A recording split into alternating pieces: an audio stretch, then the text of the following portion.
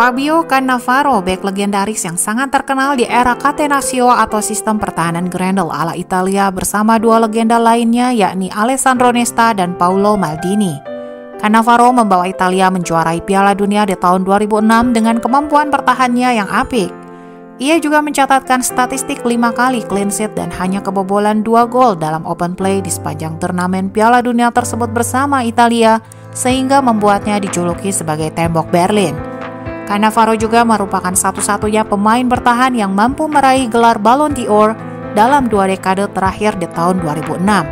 Dan ia juga menjadi pemain bertahan ketiga yang mampu meraih gelar tersebut setelah Franz Beckenbauer dan Matthias Sammer. 3, 2, 1. Cannavaro kecil direkrut oleh Napoli, klub idolanya di masa kecil. Awalnya ia hanya bertugas sebagai ballboy di klub tersebut sambil melihat sang idola Diego Maradona dan Ciro Ferrara bermain di lapangan. Kemudian Cannavaro resmi bergabung dengan tim muda Napoli dan ia memilih posisi bermain sebagai seorang pemain gelandang. Sebelum akhirnya ia malah dimainkan sebagai pemain bertahan oleh pelatih tim muda saat itu. Di saat itulah Cannavaro mulai mendapatkan perhatian khusus. Cannavaro yang saat itu baru berusia 17 tahun ketika menjalani sesi latihan bersama tim senior Napoli, ia melakukan sliding tackle keras ke Maradona hingga membuat Maradona kehilangan kontrol bola dari kakinya.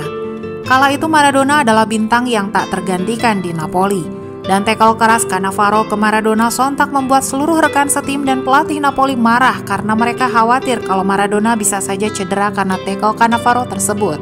Namun tidak demikian dengan Maradona. Ia membiarkan hal tersebut karena Maradona berpikir mungkin ini adalah gaya bermain khas Cannavaro di masa depan. Maradona bahkan memberikan motivasi kepada Cannavaro untuk dapat menemukan gaya bermainnya sendiri, serta memberikan sepatu miliknya sebagai souvenir kepada Cannavaro setelah sesi latihan tersebut. Sejak saat itu, Cannavaro terus berkembang sebagai seorang pemain muda dan ia pun dibawa ke dalam skuad utama Napoli.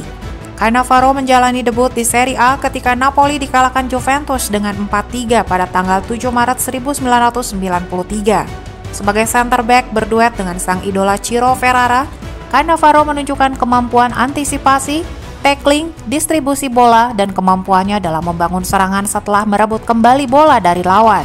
Dari sinilah dimulainya karir profesional Cannavaro bersama Napoli. Hingga akhirnya Cannavaro mencetak gol perdananya pada pertandingan melawan AC Milan pada 8 Januari 1995. Meskipun penampilan Cannavaro cukup menjanjikan selama di Napoli, ia terpaksa harus dijual ke Parma dikarenakan Napoli saat itu pasca ditinggal sang legenda Maradona, klub mengalami krisis finansial. Cannavaro pindah ke Parma di tahun 1995 dan langsung menjadi pemain inti di klub tersebut. Ia membentuk trisula pertahanan terkuat di Italia dan Eropa saat itu, bersama-sama dengan Lilian Thuram dan Gianluigi Buffon. Cannavaro mulai meraih kesuksesan selama karirnya di Parma. Di musim perdananya tahun 1995, ia berhasil mengantarkan Parma menempati posisi ke-6 Serie A dan berhak masuk babak kualifikasi UEFA Cup. Di musim berikutnya, ia sukses membawa Parma menempati posisi kedua Serie A di bawah sang juara Juventus, yang membuat Parma berhak tampil di Liga Champions.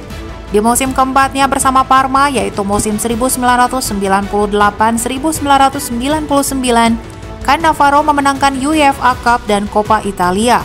Meskipun di musim yang sama, Parma hanya mampu finish di posisi keempat klasemen Serie A.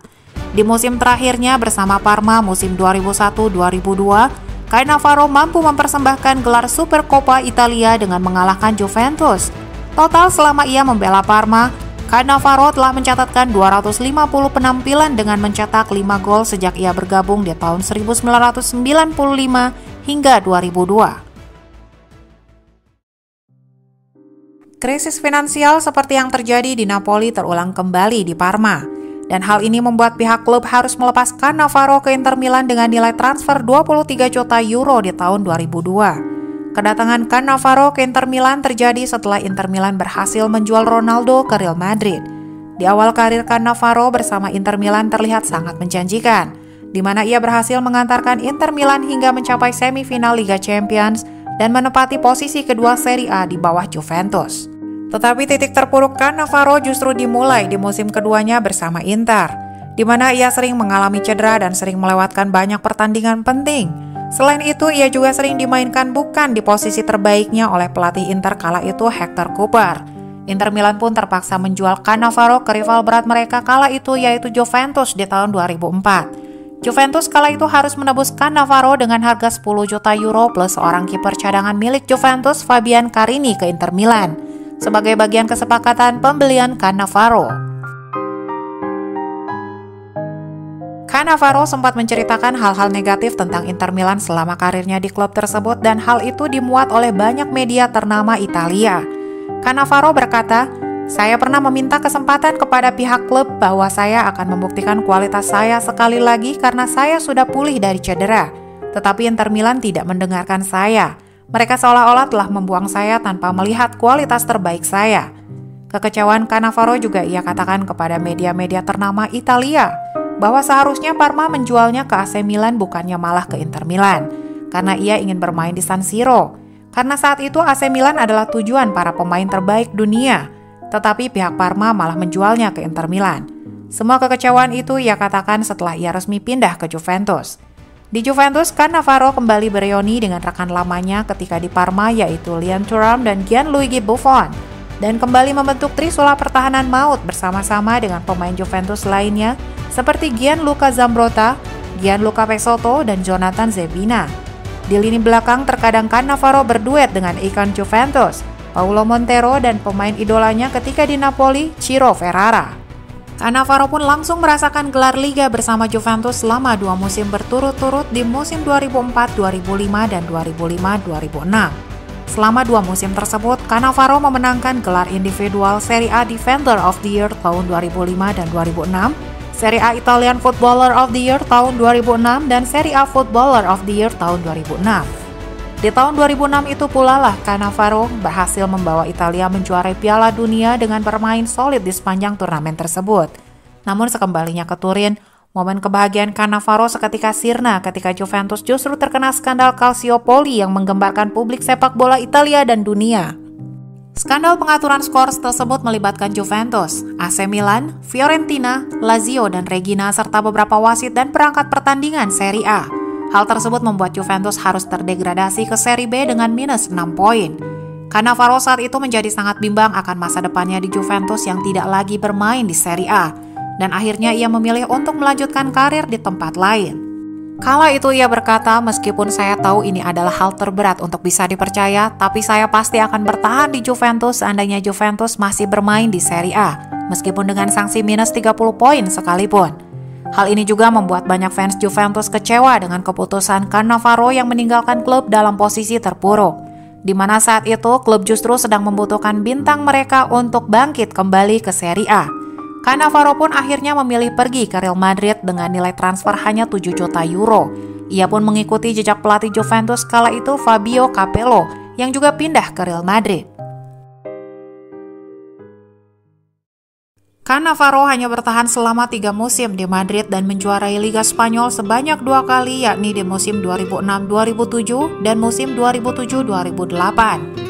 Cannavaro juga mendapatkan penghargaan Ballon d'Or-nya di tahun 2006 karena penampilan apiknya selama membela timnas Italia, Juventus, dan Real Madrid. Ia menjadi pemenang Ballon d'Or setelah mengalahkan Gianluigi Buffon, kompatriotnya di Juventus dan timnas Italia, serta Thierry Henry yang kala itu masih membela Arsenal. Cannavaro juga mencatatkan sejarah karena sudah lama bagi seorang pemain bertahan untuk memenangkan Ballon d'Or sejak Franz Beckenbauer dan Matthias Sammer yang melakukannya.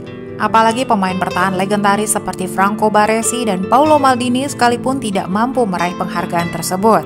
Dikarenakan selama ini pemain kreatif seperti gelandang ataupun striker lebih memiliki peluang besar untuk menjadi pemenang Ballon d'Or.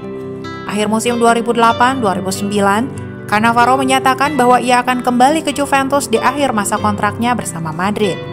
Fans Madrid sendiri memberikan penghargaan kepada Cannavaro berupa standing ovation di laga terakhirnya di Stadion Santiago Bernabeu. Bahkan harian Marca memasukkannya ke dalam jajaran 11 pemain asing terbaik dalam sejarah Real Madrid. 3 tahun meninggalkan Juventus yang kala itu tengah terpuruk karena Calciopoli, akhirnya Cannavaro pun kembali ke pelukan si nyonya tua. Ia mengalami kemunduran dalam karirnya di saat-saat ini. Meskipun di awal-awal musim Cannavaro bermain solid, tetapi ia mulai sering menepi karena cedera. Sekembalinya dari cedera, performa Cannavaro malah semakin tidak stabil di lini pertahanan Juventus. Meskipun kala itu Gianluigi Buffon dan Giorgio Chiellini juga bersama Cannavaro bahu-membahu menjaga lini belakang Juventus. Juventus bahkan tersingkir ketika masih di fase grup Liga Champions dan harus bermain di Liga Eropa. Pada Maret 2010 di laga Liga Eropa yang mempertemukan Juventus melawan Fulham, Juventus mengalami kekalahan telak 1-4 dikarenakan kartu merah yang didapat Cannavaro di pertandingan tersebut, yang akhirnya membuat Juventus tersingkir juga dari Liga Eropa. Ini adalah kekalahan beruntun Juventus di 2 kompetisi elit Eropa dalam semusim. Di tahun tersebut juga Juventus tidak meraih gelar apapun setelah tersingkir dari Coppa Italia dan hanya menempati posisi ke-7 klasemen Serie A. Di akhir musim 2009-2010 tersebut, Juventus pun akhirnya menyerah dengan Cannavaro karena performanya yang buruk di sepanjang musim tersebut. Setelah hanya membela Juventus selama semusim, Cannavaro bergabung dengan Al-Ahly tetapi ia jarang bermain karena lebih sering cedera. Dokter pun menyarankannya untuk pensiun karena kondisinya saat itu sudah tidak memungkinkan lagi untuk bermain sepak bola. Setahun setelah menyatakan pensiun, Cannavaro sempat bergabung dengan klub India Siliguri. Namun Liga India itu malah bubar di tengah jalan tanpa ada kejelasan. Begitulah perjalanan karir Fabio Cannavaro, salah satu bek legendaris Italia di era kejayaan Catenaccio bersama Alessandro Nesta dan Paolo Maldini. Karir Cannavaro yang singkat di beberapa klub tidak mengurangi karismanya sebagai seorang bek tangguh di masanya.